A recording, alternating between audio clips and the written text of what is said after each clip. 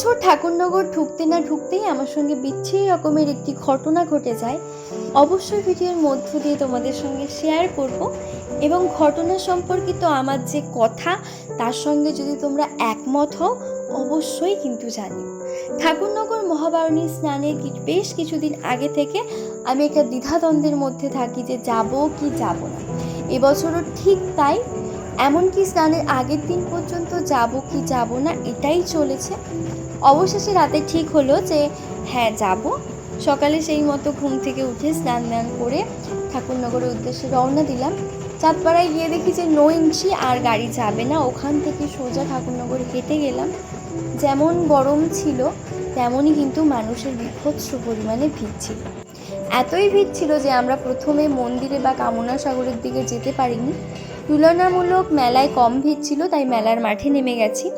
ওখান থেকে একটু মেলা ঘুরে নিয়েছি, তারপরে কিছু কেনাকাটি করে তারপরেই কিন্তু কামনা সাগর এবং ঠাকুরনগর মন্দিরের দিকে গেছি। কামনা সাগরের দিকে যেতে পারলেও আমরা কিন্তু মন্দিরে উঠতে পারিনি, দূর থেকেই মন্দিরটা দেখেছি। এবার আসা যাক ঘটনায়, আমার সঙ্গে কি ঘটেছিল। আমরা ভিড়ের মধ্যে দিয়ে যখন ঠাকুরনগরে ঢুকি তখন উল্টো দিক থেকে একটা মহিলা ঠাকুরনগর থেকে বেরিয়ে আসছিল, আমার মায়ের বয়সেই হবে।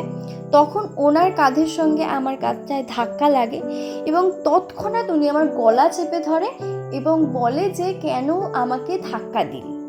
আর সেই গলা ধরার সময় প্রথমে আমার মুখে ধাক্কা লাগে, তখন আমার ঠোঁটটা কিন্তু কেটে যায়। এটা আমার কাছে ভীষণভাবে অবান্তর লাগে, কারণ যেখানে দাঁড়িয়ে থাকলে তোমাকে মানুষ ঠেলেই সামনে নিয়ে যাবে, সেখানে এরকম একটা কথা অবান্তর ছাড়া আমার কি লাগবে বলো। মানে আমি তো ইচ্ছাকৃতভাবে ধাক্কা দিইনি, ধাক্কাটা লেগে গেছে। এমন না যে ওনার খুব পরিমাণে লেগেছে বা কোনো ইনজুরি হয়েছে ওনার, এমনও না। তো এইসব মহিলারা ঠাকুরনগরে না আসাটাই ভালো।